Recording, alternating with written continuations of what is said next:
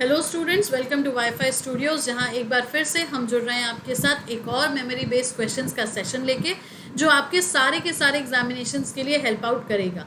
अब ये सारे के सारे एग्जामिनेशंस आपके एसएससी लेवल के हो सकते हैं, स्टेट लेवल के हो सकते हैं, रेलवेज के हो सकते हैं, एनटीपीसीज के हो सकते हैं, या तो फिर किसी भी कैडर के हो सकते हैं। बस most important factor general intelligence, reasoning, mental ability जहां पूछा जाएगा, ये सेशन आपके लिए उतना फ्रूटफुल सब जगह होगा। तो चलो फटाफट इस सेशन की शुरुआत हम करते हैं। But yes, as you all know, हर दिन की शुरुआत, सुबह की शुरुआत होती है एक पॉजिटिव थॉट के साथ, एक पॉजिटिव नोट के साथ, एक मोटिवेशन के साथ। सो ऑब्वियस सी बात है यहाँ पे कि आज का पॉजिटिव थॉट या आज का गुड नोट या तो फिर मोटिवेशन क्या कहता है। तो it clearly says, don't sit for the opportunities but draw them.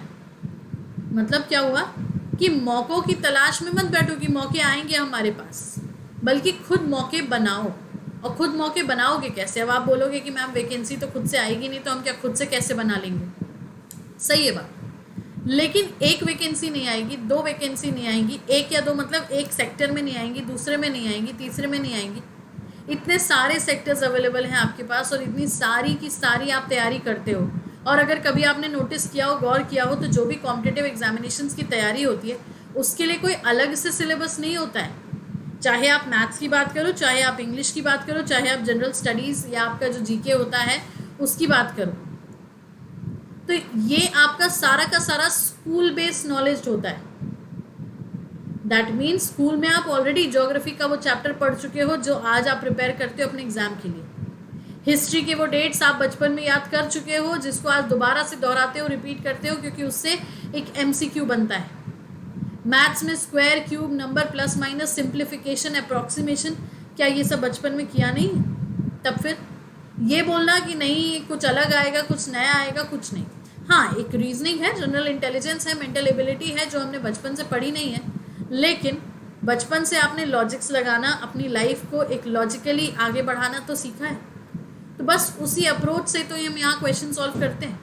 Reasoning के लिए भी कोई अलग से कॉन्सेप्ट नहीं लगता। It actually depends on the instruction, it actually depends on the question format, कि क्वेश्चन में हमसे कहा क्या गया है।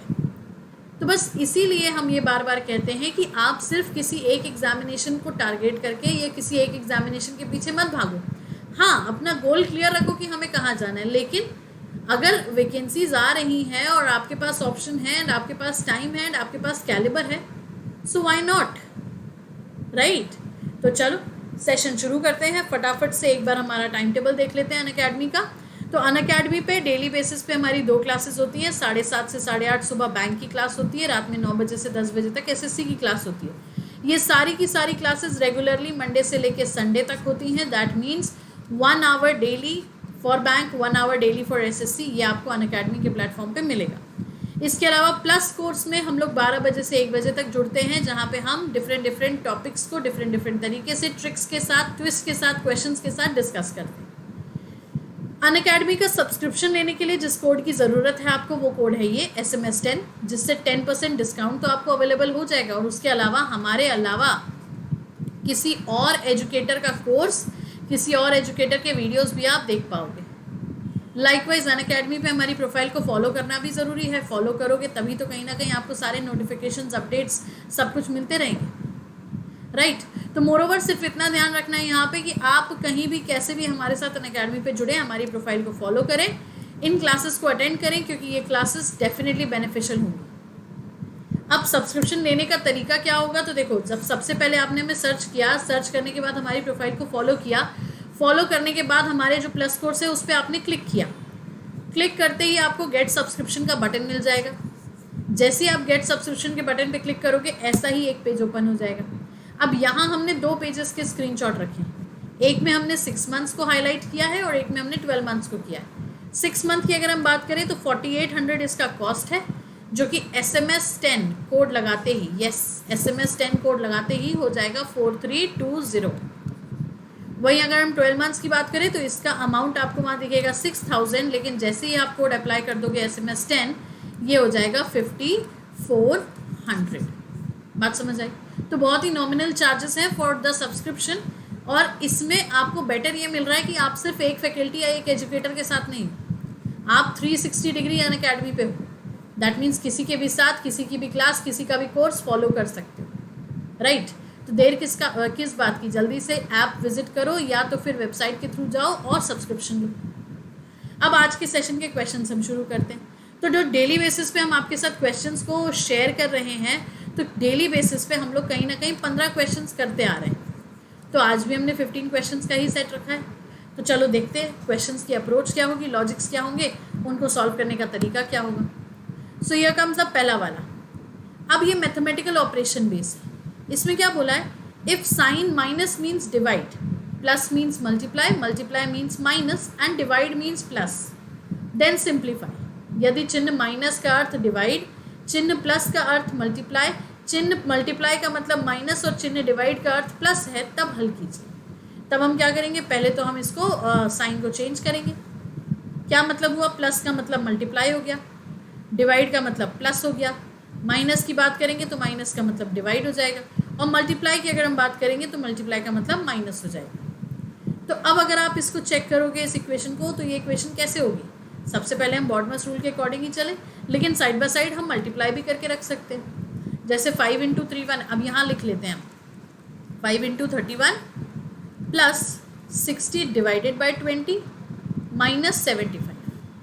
तो 5 × 31 करके रख लो साइड में, तो ये हो जाएगा आपका कितना 155, प्लस 60 डिवाइडेड बाई 2, इसको कर लो 60 डिवाइडेड बाई 20, ठीक है। तो ये कितने टाइम्स जाएगा, 3 टाइम्स जाएगा, माइनस हो गया कितना 75। तो अब 155 प्लस 3 कर दो, तो ये हो गया कितना 158 माइनस 75। तो 158 minus 75 that means unit place पे आ जाएगा 3, और 15 में से 7 जाएगा तो बचेगा कितना 8। सो 83, option number A is the right answer. चलना हमें अकॉर्डिंगली, साइंस के अकॉर्डिंग है, चलना हमें अकॉर्डिंगली जैसा बताया जाता है इंस्ट्रक्शन वैसे ही अकॉर्डिंग है। लेकिन इन क्वेश्चंस को सॉल्व करने के लिए डोंट फॉरगेट बॉडमस, ठीक। आगे बढ़ते हैं, क्वेश्चन नंबर 2 देखते हैं। Now this is direction and distance question. अब इसमें क्या बोला है, अमित वॉक्स 10 किलोमीटर्स टुवर्ड्स साउथ। अमित दक्षिण की ओर 10 किलोमीटर की दूरी तय करता है। From there he walks 20 kilometres east, वहाँ से वो पूर्व की ओर 20 किलोमीटर की दूरी तय करता है। Then he turns west and move 7 kilometres, फिर वह पश्चिम की ओर 7 किलोमीटर की दूरी तय करता है। Now he turns right and moves 20 kilometres, अब वो दाएं मुड़ के 20 किलोमीटर की दूरी तय करता है। Finally he turns to left and moves 13 kilometres, अंत में वह बाएं मुड़कर फिर 13 किलोमीटर की दूरी तय करता है। अब वह अपने प्रारंभिक बिंदु के संदर्भ में किस दिशा और कितनी दूरी और किस दिशा में, एक्चुअली यहाँ पे यही है कि प्रारंभिक बिंदु के संदर्भ में किस दिशा में और कितनी दूरी पर है,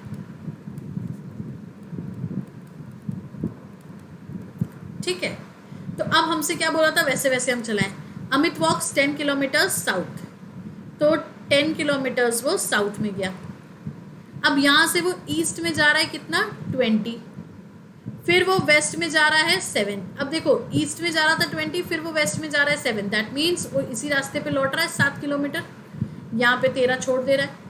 now he turns right and moves 20 kilometres. अब देखो राइट मतलब ऊपर की तरफ जाएगा, तो 10 तो ये हो ही गया, 10 और ऊपर चला जाएगा क्योंकि ये और ये पैरेलल हो गया ना। Finally turns left and moves 13 kilometres. अब देखो फिर से 13 किलोमीटर चलता है बायां मुड़ के, तो देखो ये पैरेलली जो यहाँ छोड़ा था। तो now this is the reaching point and this is the starting point, yes. तो अब जो ये डिस्टेंस निकल के आएगा, ऑब्वियस सी बात है ये पैरेलल 10 ही होगा, 10 के अलावा तो कुछ होगा नहीं। अब 10 किलोमीटर्स और डायरेक्शन की बात अगर हम करें, सो यस नीचे अगर साउथ की तरफ जा रहा था तो ऊपर क्या होगा north. So option number D 10 kilometre north is the right answer. A very simple question to go about. Instruction में जैसा जैसा डेटा दिया जाता है बस उस सारे के सारे डेटा को वैसे के वैसे ही रख के हम क्वेश्चन का आंसर सॉल्व करते हैं, ठीक है। लेट्स सी द अगला वाला। अब क्या है देखो, if Saturday comes 3 days after the start of a month, which day will be on 27th on the same month. किसी महीने के प्रारंभ से 3 दिन बाद, मतलब मान लो आज मंथ स्टार्टिंग है तो आज 1st है। अब इसमें 3 दिन बाद मतलब 4th को कौन सा दिन आता है, सैटरडे। ये बात समझ गए। तो 27 को कौन सा दिन होगा? तो सबसे पहले तो ये देखो कि 4 तारीख को अगर सैटरडे है तो 7 दिन बाद फिर सैटरडे होगा, मतलब 4 + 7 कितना हो गया आपका? 11। तो 11th को फिर सैटरडे होगा। 11 के बाद में फिर 7 दिन जोड़ दो तो 18th को फिर सैटरडे होगा। यस और नो? 18th के बाद फिर 7 दिन जोड़ दो तो 18 के बाद जब आप 7 दिन जोड़ोगे तो कितना हो जाएगा? 19, 20 और 25। 25 को फिर सैटरडे होगा। तो हमें ये पता चल गया 4, 11, 18, 25 को सैटरडे है। कैसे पता चला? हमने एक आज फर्स्ट है और 3 दिन बाद वाला दिन हमें पता है, तो उसी हिसाब से हमने सारा निकाल लिया। अब हमें तो एक्चुअली 27 चाहिए था ना, तो 25 में कितने दिन और आगे चढ़ाना? 25 में 2 ही दिन आगे तो बढ़ाना पड़ेगा। दैट मीन सैटरडे में 2 दिन आगे बढ़ा दो। तो जब आप 2 दिन आगे बढ़ा दोगे तो कितना आ जाएगा? Option number A, Monday. समझ में आया? बहुत सिंपल था।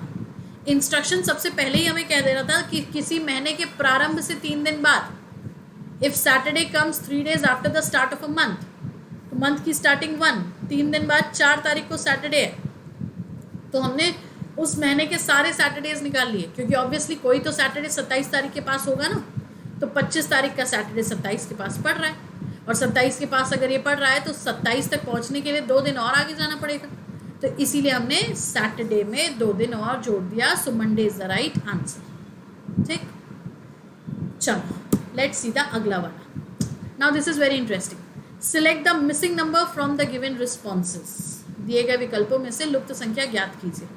So yes, 56, 12, 44, 65 question mark 14, 78, 30, 48। और हमें पता है क्वेश्चन देखते ही आप सभी को भी क्लिक किया होगा। 56 में से 12 को अगर हम सब्ट्रैक्ट कर देते हैं so you get 44। Simple, 56 - 12 is equal to 44। Same way 78 - 30 is equal to 48। तो एक्चुअली आप इन दोनों के दोनों नंबर्स का सब्ट्रैक्शन कर रहे हो to get the last number, right. तो अब अगर हमें 14 चाहिए तो हम क्या करेंगे? 65 - x is equal to 14। Yes, तो -x इज इक्वल टू 14 - 65। तो -x इज इक्वल टू ये माइनस हो जाएगा, तो यहाँ बचेगा कितना आपका? 51। यस, माइनस माइनस कैंसिल, और minus minus cancel, that means x की वैल्यू कितनी आ गई हमारी? 51। Option number D. बात समझ आया? पक्का? चलो लेट्स सी द अगला वाला। Again a missing number. अब फिर से इंस्ट्रक्शन तो वही है, select the missing number from the given responses. अब क्या दिया हुआ है देखो, 4, 9, 6, 8, 3, 6, 20, 15 question mark. So I guess अब हॉरिजॉन्टली ना चल के वर्टिकली ना चल के हॉरिजॉन्टल चला जाए। दैट मीन्स सीधा ना चल के आड़ा चला जाए। तो जब आप आड़ा चलोगे तो आड़े में देखो क्या हो रहा है? 4 + 8 12, 9 + 3 12, 6 + 6 12। तो सब जगह तो 12 आ ही रहा है, लेकिन इन नंबर्स के डिफरेंस देखो क्या है। यहाँ 12 में 8 का डिफरेंस है, यहाँ तो 3 का ही डिफरेंस है, यहाँ तो फिर 6 का ही डिफरेंस हो जाएगा। तो एक बात समझे, यहाँ पे हो क्या रहा है? सेकेंड नंबर को मल्टीप्लाई बाय 2 कर दो और पहले नंबर को ऐड कर दो। दैट मीन्स 4 + 16 20, 9 + 6 15, तो 6 + 36, सॉरी स्क्वायर नहीं लेना है, 6 का 2 टाइम्स लेना है, और 6 का 2 टाइम्स जब लेना है तो ये 36 नहीं होगा, ये हो जाएगा 6 × 2 = 12। तो 12 + 6 हो गया कितना? 18। That means option number B is the right answer. ठीक, अगला देखो। अगेन मिसिंग नंबर ये, select the missing number from the given responses. 1, 11, 120, 2, 7, 45, 3, 5 question mark. तो 120, 45 कुछ स्क्वायर के पास समझ में आ रहे हैं। 120, 121 के पास, 45, 49 के पास। अब 121 और 49 तो 7 के स्क्वायर हैं। यस, लेकिन फिर 45 कैसे बना, 120 कैसे बना? तो obviously very simple, it is 11 का स्क्वायर -1 का स्क्वायर। बात समझ आई? 7 का स्क्वायर -5 का स्क्वायर, सॉरी 2 का स्क्वायर।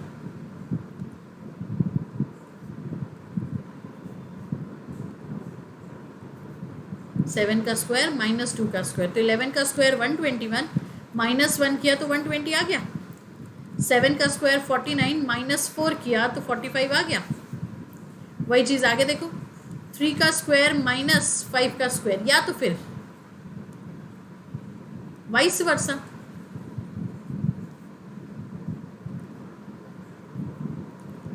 5 का स्क्वायर -3 का स्क्वायर, तो दैट इज 25 - 9। 25 - 9 कितना हो जाएगा? 16। समझ में आया? सिंपल क्वेश्चन था, बस लॉजिक को कैच करने की ज़रूरत है और कुछ नहीं। चलो लेट्स सी द अगला वाला। अब क्या है? From the given alternative word select the word which can not be formed using the letters of the given word. निम्नलिखित प्रश्नों में एक शब्द देकर उसके आगे 4 अन्य शब्द दिए गए हैं, इनमें से एक दिए गए शब्द में अक्षरों द्वारा नहीं लिखा जा सकता, वह शब्द कौन सा है? So we have to find out can not, कौन सा वर्ड इससे नहीं बनाया जा सकता। तो अगर हम पैरेट देखें, PA, तो देखो PARROT, पैरेट तो बन रहा है। फिर इसके बाद कंपनी देखो तो COMPANY,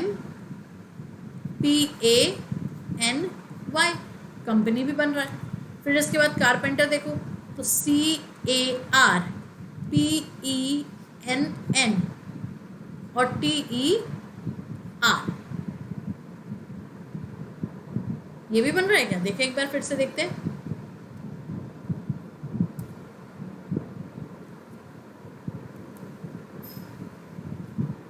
हाँ, ये रहा और ये, ठीक है। अब देखो कारपेंटर CARPENTER,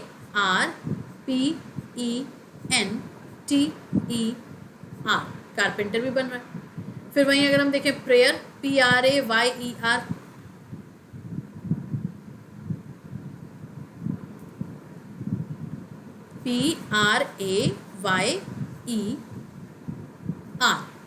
तो प्रेयर भी बन रहा है। फिर कौन सा यहाँ पे हमारा है जो एज सच नहीं बन रहा है? So that is basically yes. आराम से अगर हम समझें तो कारपेंटर ही है जो नहीं बन रहा है। अब हमने देखो कहाँ पे क्या गड़बड़ किया, हमने कहाँ पे गड़बड़ किया वो समझना, हम बता रहे हैं आपको क्या हुआ यहाँ पे। सीधा सा मैटर है कि हमसे ये बोला है कौन सा नहीं बन रहा, ठीक है। तो अब कारपेंटर को हमने मार्क तो कर दिया यहाँ पे, दैट मीन्स CARPENT, दोबारा ई तो है ही नहीं कहीं पे, यस। और हमें पता है, आप सभी ने भी चेक किया होगा, तो हम इसी झोंक में चेक करते हैं कि हमको पता चलता है कि हमने तो सारे लेटर्स देख लिए, और इसीलिए हमने इस मेथड में करके बताया आपको कि आपका जो ये गलती एग्जाम में होती है वो आपसे ना हो। सिंपल सा फंडा यार, कारपेंटर में 2 ई है हमारे पास और कंटेम्प्रेरी में सिर्फ 1 ई है हमारे पास, तो ऑब्वियसली ऑप्शन नंबर सी ही ना बनेगा, मतलब ऐसा है जो नहीं बनेगा, ठीक है। चलो आगे बढ़ते हैं, लेट्स सी द 8th वाला। अब देखो फिर से वही है, from the given alternative word select the word which can not be formed, जिसे नहीं बनाया जा सकता। और वर्ड क्या दिया हुआ है? रीजनेबल, ठीक है। तो रीजनेबल से कौन सा नहीं बन सकता? ARSON बन रहा है। नोबल NOBLE, नोबल भी बन रहा है। बोन्स BONES, ये भी बन रहा है। पर ब्रेन नहीं बन रहा ना। ब्रेन क्यों नहीं बन रहा? क्योंकि ब्रेन में आई दिया हुआ है और रीजनेबल पे कहीं पे भी आई नहीं है, समझे। चलो लेट्स सी द अगला वाला। अब क्या है? In a certain code enjoy is written as 24, then how can calms be written in that code? Enjoy का कोड दिया हुआ है 24, आपको काम्स का कोड निकालना है। अब अगर हम चेक करें ENJOY 24, प्लेस वैल्यू देखो तो ज़रा यहाँ पे कितनी हो रही है आपकी? 5, 14, 10, 15, 25। ऐड करने पे क्या हो रहा है इनका? तो ऐड करने पे अगर हम देखें तो 15 और 25, 30, 40, 50, 60, 64, 69, तो ये तो 24 से बहुत ज़्यादा चला गया आगे। अब इसी हिसाब से अगर हम कुछ और ऑपोजिट्स का पैटर्न देखें, ऑपोजिट्स का पैटर्न अगर हम देखें, V है, M है, J का Q है, O का P है, Y का B है, तो ऑब्वियसली यहाँ पे भी बहुत सारा चला जाएगा आगे। लेकिन अब फिर क्या किया जाए? कैसे इसको हम 24 बनाएं? और फिर काम्स का कोड हम कैसे फाइंड आउट करें? तो इसके लिए थोड़ा सा दिमाग तो ऑब्वियसली लगाना पड़ेगा। ENJOY, हम हिंट आपको अभी दे रहे हैं। अब यहाँ पे अब जैसे कि हमने देखा सेकेंड लेटर और थर्ड लेटर का एडिशन, सेकेंड लेटर का और थर्ड लेटर का एडिशन कितना होता है 24। लेकिन फिर फर्स्ट लेटर इस लेटर का क्या डिफरेंस है, क्या फ़र्क है, कुछ नहीं। एक काम और कर सकते हो, ई का प्लेस वैल्यू 5, ओ का प्लेस वैल्यू 15, दोनों कितना हो गया 20। ये हो गए हमारे वॉवल्स। अब कॉन्सोनेंट्स की बात करें NJY, तो N की प्लेस वैल्यू 14, J की प्लेस वैल्यू 10, Y की प्लेस वैल्यू 25। तो ज़रा सबको ऐड करो तो ये कितना हुआ 35, 36, 37, 38, 39 एंड 10 49। ठीक है, तो 49 हुआ। अब 49 माइनस 20, 49 माइनस 20 अगर आप करते हो तो कितना होता है ये हो जाता है 29।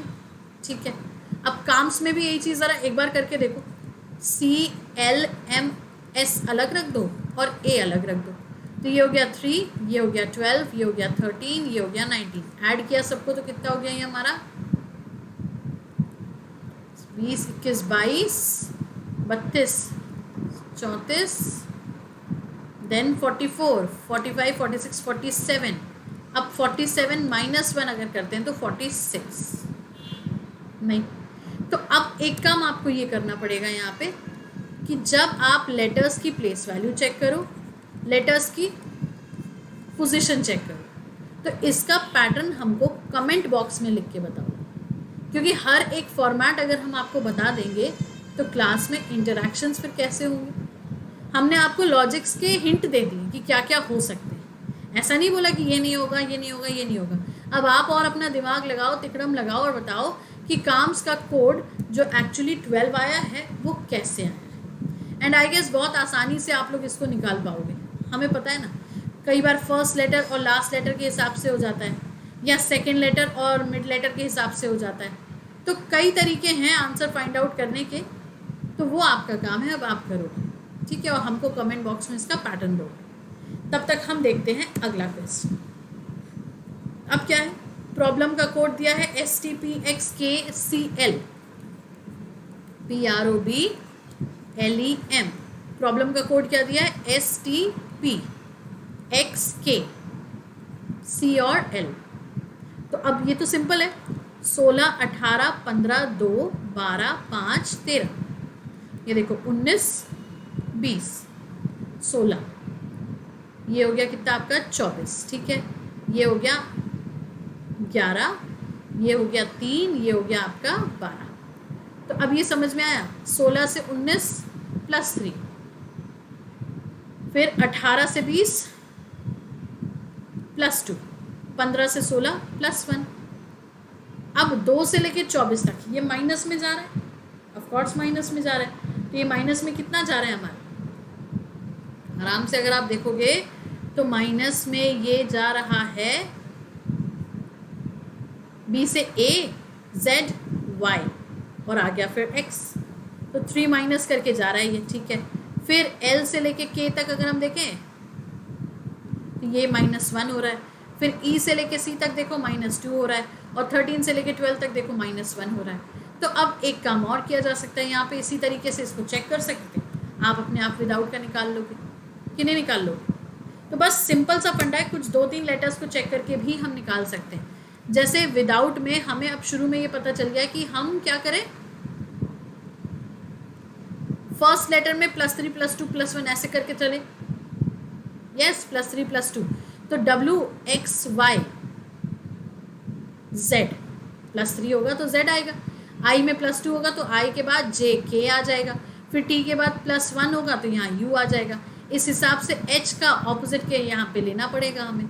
तो वही सारी चीज़ें हैं, ऑपोजिट -1 भी कह सकते हो उसको, ऑपोजिट -2 भी कह सकते हो। ठीक है, ऑपोजिट -2 भी कहा जा सकता है, ऑपोजिट -1 भी कहा जा सकता है इसको, क्योंकि यहाँ पे B का X जो बन रहा था वो ये भी कह सकते हैं ना, B का ऑपोजिट Y -1। तो अगर हम यहाँ कहें H का ऑपोजिट S -1 तो यहाँ R आना चाहिए। उस हिसाब से आंसर कौन सा हो जाएगा हमारा, ऑप्शन नंबर B, राइट। तो ऐसे ही रिलेट करके, को रिलेट करके आंसर्स हमें फाइंड आउट करने पड़ते हैं। चलो अगला देखें। अब यहाँ क्या है missing number again, 5 4 360, 6 5 4 120, 7 question mark 540। अब वेरी सिंपल वर्टिकली चेक कर रहे हैं, 5 3 ज़ा 15 और 15 4 ज़ा 60। या तो डायरेक्टली सबको मल्टीप्लाई करो ना, 5 4 ज़ा 20, 23 ज़ा 60, 6 5 ज़ा 30, 34 ज़ा 120, 7 इंटू एक्स इंटू 5, तो ये हो गया आपका कितना 35x इज इक्वल टू 140। तो x की वैल्यू कितनी आ जाएगी आपकी 140 अपॉन 35। तो अब जब ये 7 से ही जाएगा, 7 5 ज़ा 7 20 ज़ा, तो 5 1 ज़ा 5 4 ज़ा, तो आंसर कितना आ जाएगा ऑप्शन नंबर डी 4। सिंपली सबका मल्टीप्लिकेशन हो रहा है वर्टिकली और कुछ नहीं, राइट। लेट्स सी द अगला वाला। अब यहाँ क्या करना है हमें, ट्राइंगल्स काउंट करने। सो ऑब्वियसली 2 फिगर हैं आपके पास, या ये बोला जाए कि 3 फिगर हैं, यस। तो अब अगर हम यहाँ देखें तो 1 2 3 4, तो ये तो 4 2 ज़ा 8 हो गया, 1 2 3 4, ये भी आपका 4 2 ज़ा 8 हो गया। अब इसके बाद आपने इन दोनों फिगर्स को जोड़ा है, तो यहाँ पे हिडन ट्राइंगल्स भी 2 होंगे, तो 8 + 8 + 2, ये तो इतना ही हो गया। इसके बाद यहाँ देखो 1 2 3, ठीक है, 3 ट्राइंगल्स ये हो गए। अब ये जब 3 ट्राइंगल्स जुड़े हैं यहाँ पे हमारे साथ, तो ऑब्वियसली इधर पे भी हमारे ट्राइंगल बन रहे होंगे कि नहीं बन रहे होंगे। तो कितना हुआ ये हमारा, 8 और 8 16, 17 18, 19 20 21। So yes, option number A is the right answer, क्योंकि बाकी सारे के सारे ट्राइंगल्स तो हम यहाँ पे काउंट कर चुके हैं, ठीक है। Let's see the next one. अब क्या है ये, order and rank. In a class of 50 student, Rahul is 34th from left and Vineet is 31st from right. अब टोटल कितना है क्लास में, 50। राहुल का रैंक कितना दिया हुआ है, 34 लेफ्ट से।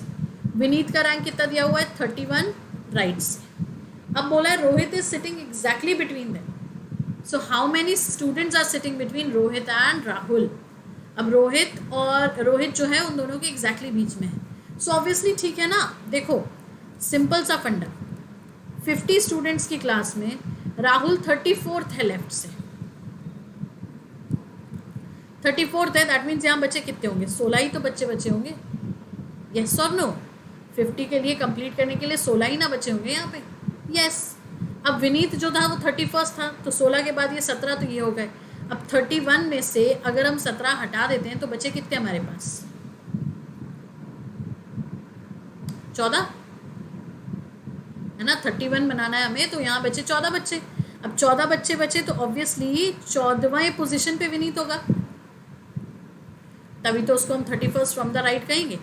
अब बीच में कितने बच्चे हो गए, 13, और रोहित इसी जगह पे है कहीं पे, तो 13 बच्चे हैं, दैट मीन्स ऑब्वियस सी बात है 6 इधर 12 और 1 के बीच में हो गया।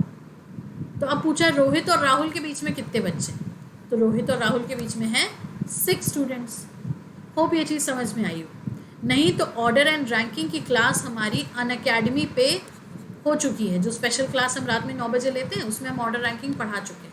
तो आप वॉच लिस्ट में से जाके उस वीडियो को देख सकते हैं, तो आराम से ये टॉपिक क्लियर हो जाएगा, ठीक है। अगला देखो, seating arrangement base. ABCDEFIG are sitting around a circular table facing the centre. कितने लोग हैं, 1 2 3 4 5 6 7 8। अब क्या बोला है, A is second to the left of B, सारे सेंटर फेसिंग है, तो A is second to the left of B, ये बहुत आसान हो गया, ठीक है, सीधा सीधा सा कि A B के बाएं दूसरे स्थान पे है, and is third to the right of D, और D के दाहिने तीसरे स्थान पे है, तो D यहाँ बैठा 1 2 3, यस। फिर बोला है C is not an immediate neighbour of D and B। अब C यहाँ भी नहीं आएगा और C यहाँ भी नहीं आएगा, तो C यहीं आएगा। अब बोला है A is third from E, A E से तीसरा है, तो ऑब्वियसली 1 2 3 E को हम यहाँ बिठाएंगे, तभी वो तीसरा कहला पाएगा। फिर उसके बाद क्या बोला है, F is not immediate neighbour of B and C। अब F हमारा यहाँ भी नहीं आएगा, F हमारा यहाँ भी नहीं आएगा, तो F आ जाएगा यहाँ पे, यस। अब देखो बचा कौन, बचा हमारे पास G और बचा हमारे पास I। 2 कैरेक्टर्स बच गए ना, क्योंकि 2 के बारे में हमारे पास डेटा डिटेलिंग ही नहीं है। दैट मीन्स हम G को यहाँ रख सकते हैं, I को यहाँ रख सकते हैं, G को भी यहाँ रख सकते हैं, I को भी यहाँ रख सकते हैं। तो अब अगर हमसे पूछा है who is second to the right of G, we can not say, क्योंकि second to the right of G आपका ई भी हो सकता है और ए भी हो सकता है, right. So can not be determine will be the right answer. अगला देखें. Again same question, same conditions. तो अब क्या हुआ यहाँ पे, फिर से वही है, 8 के 8 कैरेक्टर्स. ए बी के बाएं दूसरे स्थान पे है तो बी यहाँ, ए यहाँ. फिर इसके बाद डी के दाएं तीसरा बैठा है तो डी यहाँ हो जाएगा ऑफ कोर्स. फिर उसके बाद सी, डी और बी का तुरंत पड़ोसी नहीं है. अब सी यहाँ पे भी नहीं आएगा, सी यहाँ पे भी नहीं आएगा, और सी यहाँ नहीं, सी यहाँ नहीं, तो ये हो गया सी. फिर उसके बाद क्या बोला है, ए ई से तीसरा है तो ई आ गया यहाँ.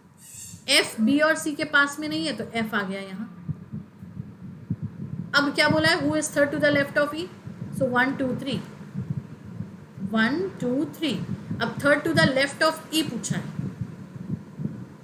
यस, तो आंसर क्या हो जाएगा हमारा, obviously who is third to the left of E. E के बाएं तीसरा कौन है, तो ई को तो हम प्लेस कर चुके हैं ना, ए ई से तीसरा है.